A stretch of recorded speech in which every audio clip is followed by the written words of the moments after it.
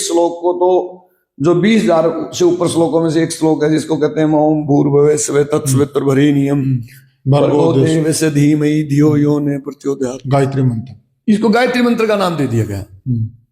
मतलब मंत्रों में से एक मंत्र को गायत्री मंत्र कह दिया गया। ये मंत्र अगर संत रामपाल के किसी एक अनपढ़ शिष्य से पूछ लोगे ना तो ये बताएगा कि ये यजुर्वेद के अध्याय नंबर 36 का 3 नंबर मंत्र में आपके कैमरे पे फिर कहता हूं मैं, यजुर्वेद के अध्याय नंबर 36 का 3 नंबर मंत्र है।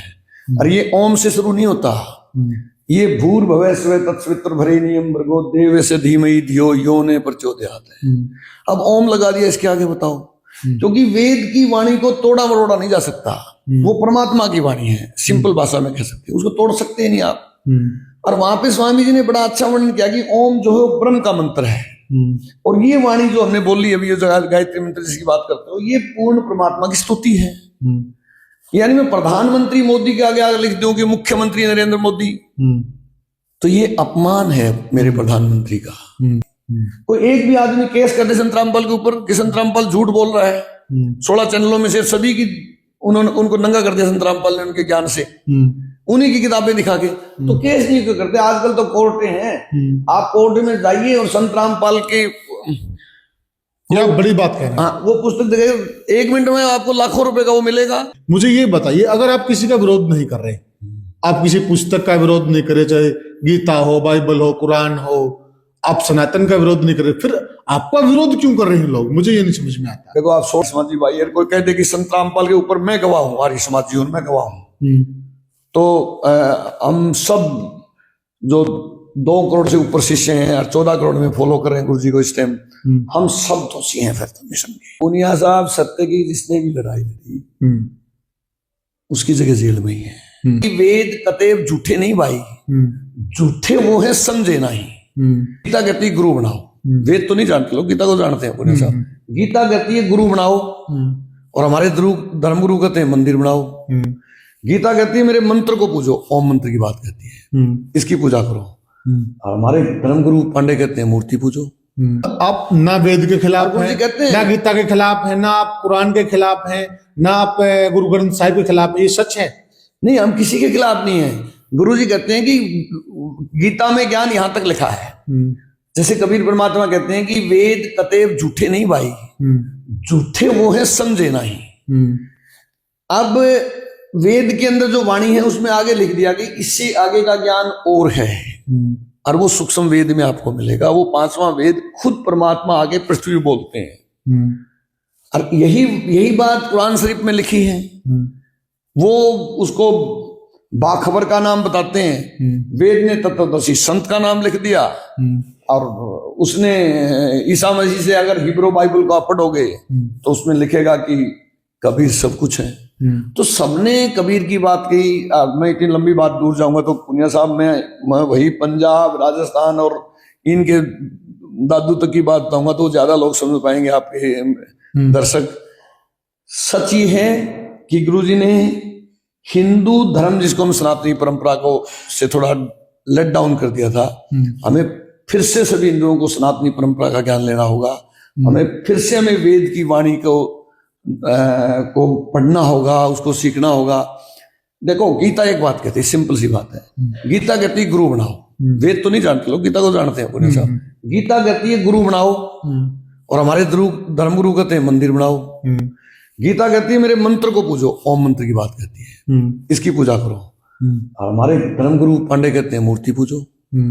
हमें विपरीत दिशा में ले गई। और तभी कबीर ने कहा था कि पत्थर पूजे हरि मिले तो मैं पूजू पहाड़। हाँ, पत्थर पूजे भगवान मिले तो मैं पूजू पहाड़। इससे तो वो चक्की भली जो पीस का है संसार। हाँ बिल्कुल। अगर मैं भी ये बात, अगर आज के दौर में भी कबीर जी होते, अगर वो इसी प्रकार से अटैक करते, मैं भी कबीर जी भी जेल में होते। बिल्कुल, उसको उस टाइम भी तो जेल में। हाँ बिल्कुल, जेल में कौन? उस टाइम भी तो वो टकराते थे, सिस्टम से टकराते थे। वो देखिए, एक टाइम में ये भी सुना कि सिकंदर लोदी ने उनसे खिन्न होकर उनके ऊपर वो खूनी हाथी छोड़ दिया था, लेकिन वो प्रमाण मिले कि नहीं, ये स्वयं भगवान है। और जो खूनी हाथी उनके ऊपर छोड़ दिया गया था, मैं भी कहानी पूरी आप जानते होंगे कि उस खूनी हाथी ने भी उनके आगे जाकर नतमस्तक किया था। पुनिया साहब सत्य की जिसने भी लड़ाई लड़ी उसकी जगह जेल में ही है इस कलयुग में। तो आप एक घर पे सब छोटा बोल के देखना, आपकी जेल हो जाएगी। तो सत्य के गुरुजी के ऊपर कोई केस थोड़ा ही है, ना चोरी का केस है, न जारी का केस है, न कत्ल का केस है, न किसी तरह का कोई केस ही नहीं सामाजिक। लेकिन राणा साहब एक चीज और ना कोई 5500 पेज के में गवाह है, कोई गवाह, एक सिंगल गवाह कोई भाई ले आते हैं, कोई मेरा से आर्य समाजी भाई है, कोई कहते कि संत रामपाल के ऊपर मैं गवाह हूं, आर्य समाजी हूं, मैं गवाह हूं। तो हम सब जो 2 करोड़ से ऊपर शिष्य हैं और 14 करोड़ में फॉलो कर रहे हैं गुरु जी को इस टाइम, हम सब दोषी हैं फिर तो मिशन के। गुरु जी के ऊपर एक भी व्यक्ति गवाह नहीं है। अच्छा, फिर एक चीज और, गुरु जी के ऊपर अगर केस है तो सत्ता का लगा हुआ है, वो सरकारों का लगाओ, वो देशद्रोह का है। उसमें से कोई सरकार हो, चाहे कांग्रेस हो, बीजेपी में, इस पर कोई चर्चा नहीं, वो सरकार तो सरकार होती है। और मुझे एक बात बताइए, ये तो नानक को भी जेल में डाल दिया गया था, जेल में रहे हो। हाँ बिल्कुल, उसमें कोई दो, आपको भी डाला जा सकता है, मुझे भी डाला जा सकता है। सत्ता बड़ी शक्ति है, इसमें कोई दो राय नहीं। मुझे ये बताइए, अगर आप किसी का विरोध नहीं कर रहे, आप किसी पुस्तक का विरोध नहीं करे, चाहे गीता हो, बाइबल हो, कुरान हो, आप सनातन का विरोध नहीं कर रहे, फिर आपका विरोध क्यों कर रहे हैं लोग? मुझे ये नहीं समझ में आता। देखो, आप 16 चैनल इस टाइम संत रामपाल जी महाराज के ज्ञान चर्चा के सत्संग चलते हैं, और 16 चैनलों पे जो आमतौर पे लोग कहते हैं कि गुरुजी फला का के बारे में ऐसे बोलते हैं, ऐसे बोलते हैं, विरोध करते हैं, गुरुजी उनके सारे ग्रंथों को खोल के दिखा देते हैं कि बेटा गीता क्या कहती है और वेद क्या कहते हैं, ये क्या कहते हैं। जैसे मैं एक स्वामी दयानंद जी की बात ही कर लेता हूँ। स्वामी जी ने जब वेदों को, एक वेद का उन्होंने अनुवाद किया, उस वेद के अनुवाद में तो स्वामी जी ने लगभग सारी बातें सही लिखी। हिंदी में जो अनुवाद किया, स्वामी जी ने वेद लिखे नहीं है। कबीर ने 4 साल के बच्चे ने वेद पढ़ दिए थे। स्वामी जी ने एक वेद का अनुवाद किया, उसमें एक वेद के अनुवाद में लगभग वो सारी चीजें उन्होंने सही लिखी है। वहां तो सही लिख रहे हैं कि परमात्मा साकार है और उसका नाम कबीर भी है, बिल्कुल। और वो बिल्कुल उसमें हिंदी में अनुवाद में लिख रखा है कि वो परमात्मा शिशु रूप में प्रकट होते हैं और उनको अहिंसक गायें दूध पिलाकर तृप्त करती है।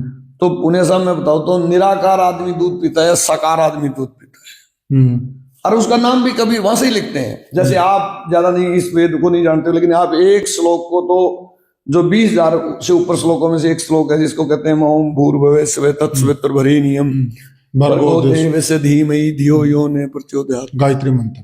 इसको गायत्री मंत्र का नाम दे दिया गया, मतलब मंत्रों में से एक मंत्र को गायत्री मंत्र कह दिया गया।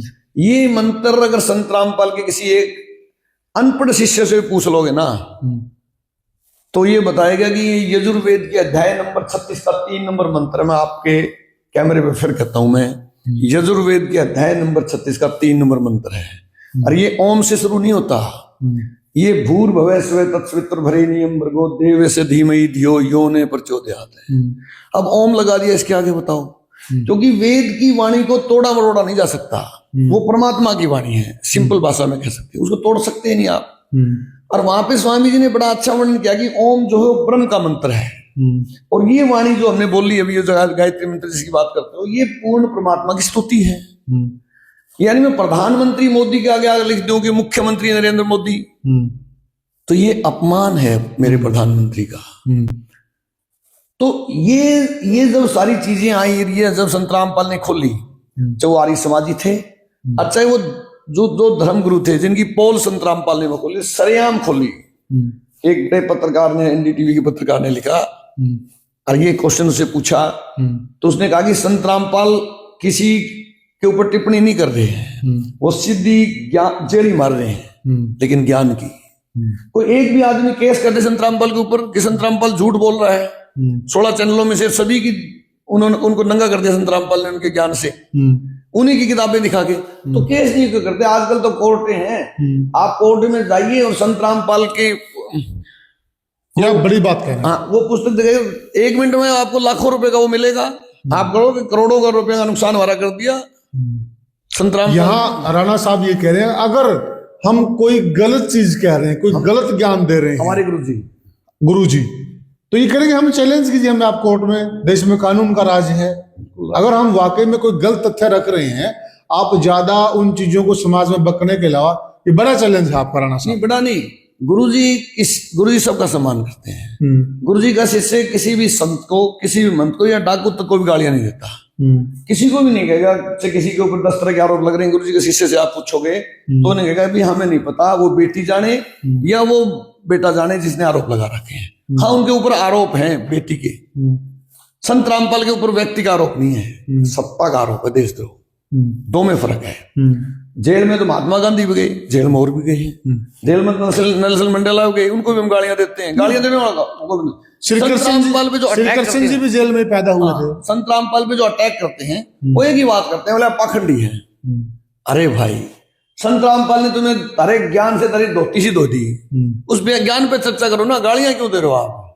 संत रामपाल का शिष्य कभी गालियां नहीं देगा, ज्ञान पर चर्चा करेगा। कभी पुण्य साहब आप जाके देख लेना, उसके शिष्य बहुत सारे लोग कहते हैं, जब वो चर्चा करके जाते हैं तो लोग बोलते हैं यार संत रामपाल ने सिखा रखे हैं, बका तो नहीं रखे। मतलब ज्ञान से, हमारा शिष्य सिर्फ ज्ञान पे चर्चा करना, संत रामपाल का शिष्य सॉरी, वो ज्ञान पे ही चर्चा करना पसंद करता है। और संत रामपाल ने आज करोड़ों सिपाही ऐसे पैदा कर दिए जो दुनिया के अंदर वेद की वाणी को लेके जाएंगे और सनातनी परंपरा का झंडा फिर से उठेगा। और वो जो संस्कार हमारी दुनिया के अंदर, हमारे संस्कार की चर्चा होती थी, जिनको विदेशी आक्रांताओं ने हमले किए और उन्होंने देखा कि भारतीय के अंदर सामाजिक तौर पे या संस्कारों के तौर पे इतने मजबूत है, इनके सिस्टम को तोड़ो।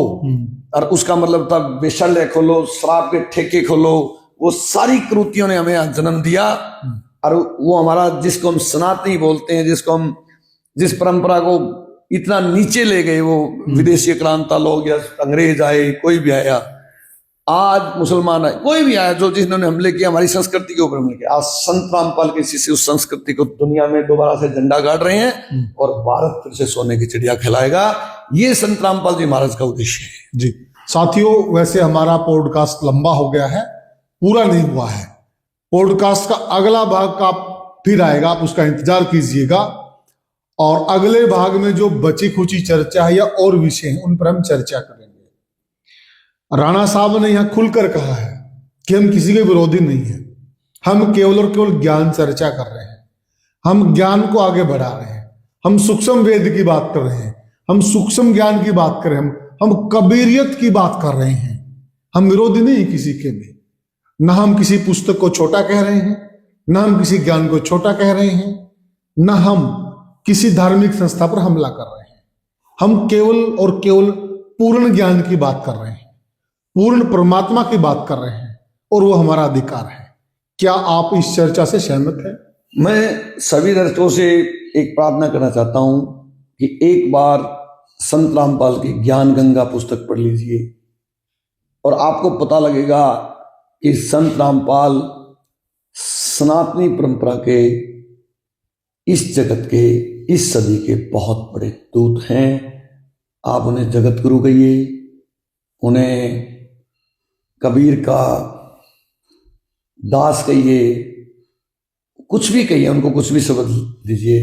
आज सनातनी परंपरा को और वेद की वाणी को आगे बढ़ाने के लिए हमसे प्रार्थना की। संत रामपाल की बहुत सारी पुस्तकें हैं, जीने की राह भी हैं, और एक ज्ञान गंगा पुस्तक, उसको पढ़िए और विचार करिए और फिर सवाल भी पूछिए। सवाल पूछिए, यह बड़ी बात है। सही कह रहे कि बहुत से लोगों ने पढ़ा ही नहीं कि अक्सर उन्होंने लिखा क्या है। पहले आप पढ़िए और आपको उसमें कमी नजर आती तो आप चैलेंज कीजिए डंके की चोट पर, ऐसा राणा साहब का कहना। लेकिन पहले उसको पढ़िए जरूर, फिर बताइए कि कहां पर संत जी गलत हैं और कहां पर संत जी का मिशन गलत है। ये कहना है। बिटिया ने बहुत अच्छी बातें कही और बड़ी बात है साथियों, क्योंकि आज के युग में आप भी मानेंगे कि संस्कारों का बहुत बड़ा अभाव होता जा रहा है।